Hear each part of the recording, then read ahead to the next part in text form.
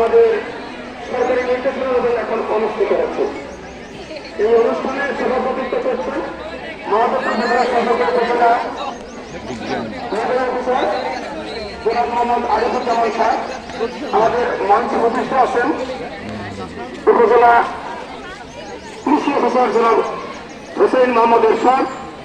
আমাদের মঞ্চে উপস্থিত আছেন উপজেলা প্রাথমিক শিক্ষা অফিসার জনাব ইতিহার বেগম।